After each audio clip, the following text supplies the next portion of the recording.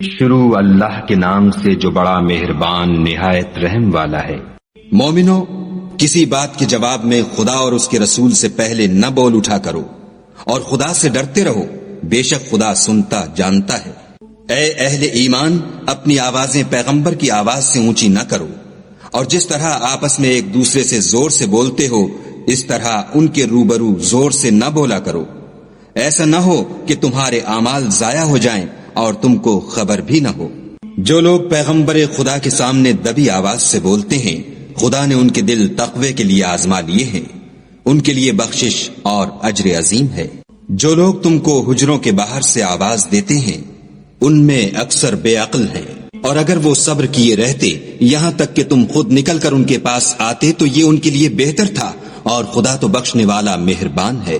مومنو، اگر کوئی بد کردار تمہارے پاس کوئی خبر لے کر آئے تو خوب تحقیق کر لیا کرو، مبادا کہ کسی قوم کو نادانی سے نقصان پہنچا دو، پھر تم کو اپنے کیے پر نادم ہونا پڑے۔ اور جان رکھو کہ تم میں خدا کے پیغمبر ہیں، اگر بہت سی باتوں میں وہ تمہارا کہا مان لیا کریں تو تم مشکل میں پڑ جاؤ، لیکن خدا نے تم کو ایمان عزیز بنا دیا اور اس کو تمہارے دلوں میں سجا دیا، اور کفر اور گناہ اور نافرمانی سے تم کو بیزار کر دیا۔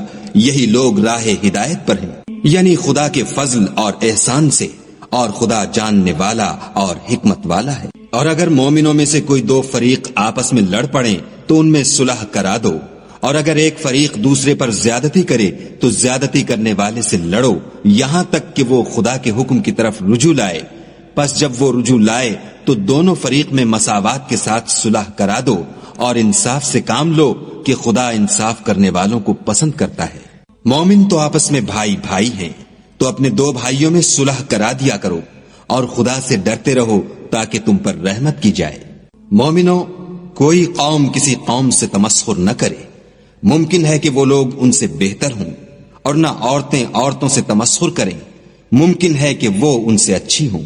اور اپنے مومن بھائی کو عیب نہ لگاؤ، اور نہ ایک دوسرے کا برا نام رکھو، ایمان لانے کے بعد برا نام رکھنا گناہ ہے، اور جو توبہ نہ کریں وہ ظالم ہیں۔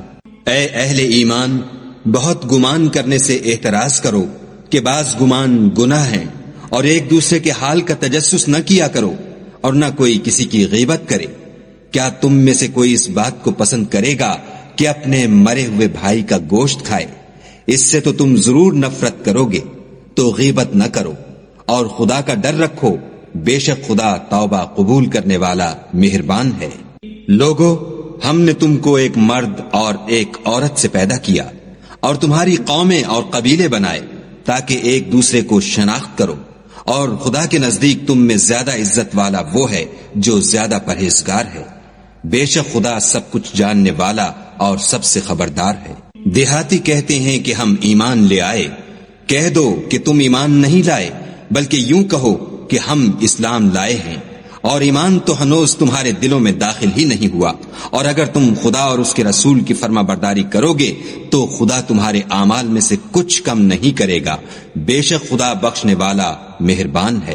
مومن تو وہ ہیں جو خدا اور اس کے رسول پر ایمان لائے پھر شک میں نہ پڑے، اور خدا کی راہ میں جان اور مال سے لڑے، یہی لوگ ایمان کے سچے ہیں۔ ان سے کہو، کیا تم خدا کو اپنی دینداری جتلاتے ہو؟ اور خدا تو آسمانوں اور زمین کی سب چیزوں سے واقف ہے، اور خدا ہر شے کو جانتا ہے۔ یہ لوگ تم پر احسان رکھتے ہیں کہ مسلمان ہو گئے ہیں، کہہ دو کہ اپنے مسلمان ہونے کا مجھ پر احسان نہ رکھو، بلکہ خدا تم پر احسان رکھتا ہے کہ اس نے تمہیں ایمان کا رستہ دکھایا، بشرطے کہ تم سچے مسلمان ہو۔ بے شک خدا آسمانوں اور زمین کی پوشیدہ باتوں کو جانتا ہے، اور جو کچھ تم کرتے ہو اسے دیکھتا ہے۔